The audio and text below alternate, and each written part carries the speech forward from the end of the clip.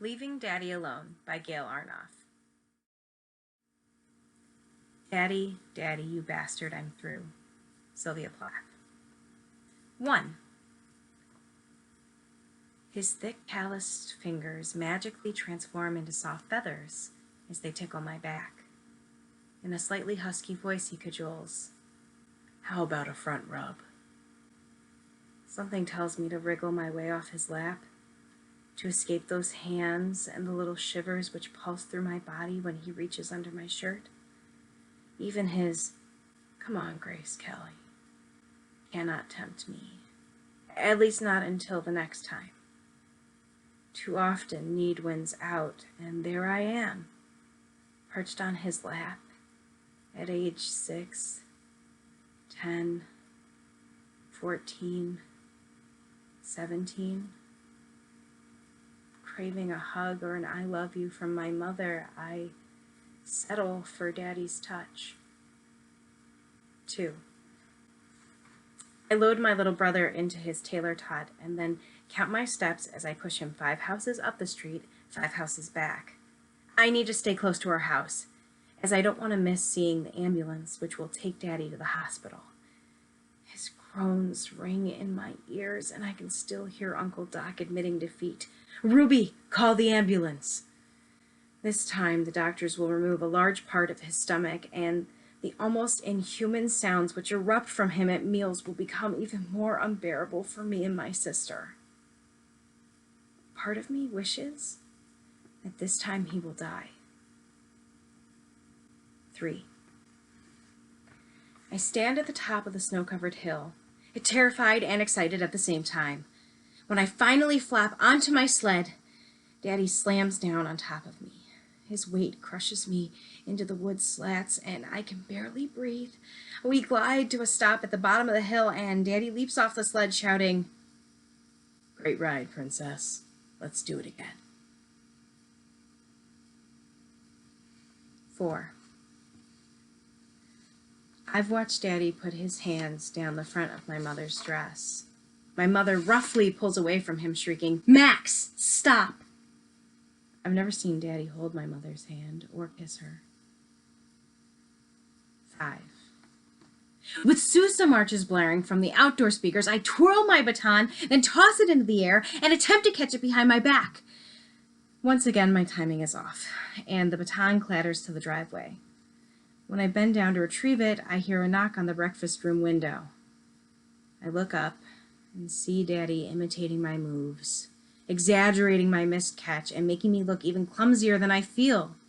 For days, he addresses me as "my little majorette." 6.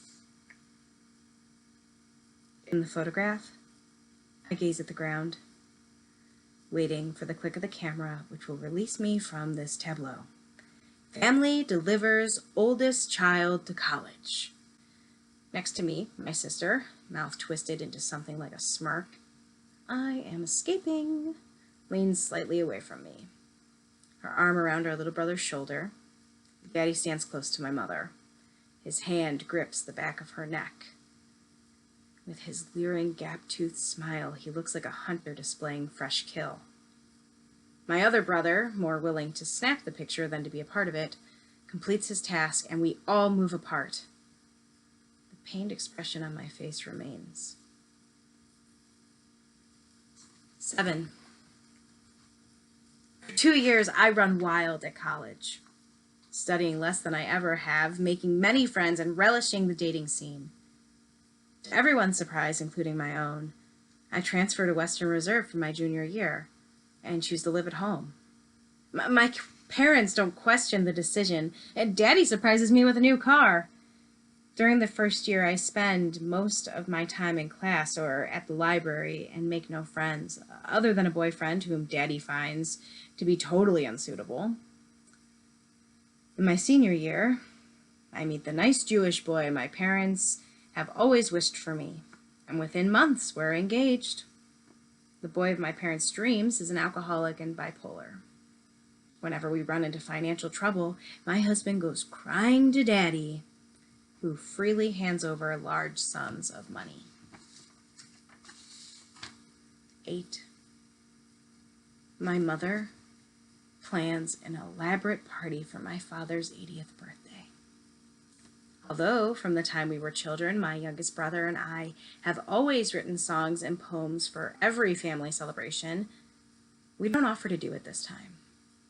At the event, one of my brothers says a few vague, generic words. 9. After weeks in the ICU, Daddy is moved to a regular room, where he repeatedly pulls out the tubes which protrude from nearly every orifice of his frail body. When he's transferred to the hospital unit of a long-term care facility, Daddy tries unsuccessfully to rip off the restraints which keep him from pulling out the tubes. I know that he can no longer touch me, but I still stay away from his hands. Yizkor, 2009. When I was a child, I was not allowed to attend this memorial service. I always imagined a secret ceremony with spirits hovering near the top of the synagogue's impossibly high-domed ceiling. Now I know that I wasn't mistaken, because I can feel the presence of dead people, including my parents. I smell my mother's perfume, and when I look down, I can almost see her 9.5 narrow black leather shoes. For a long time, I wondered why Daddy didn't seem to be here for Yizkor. It wasn't until this year that I understood. While my mother still resides somewhere within me, Daddy seems to have disappeared. At last, I have been able to leave Daddy alone.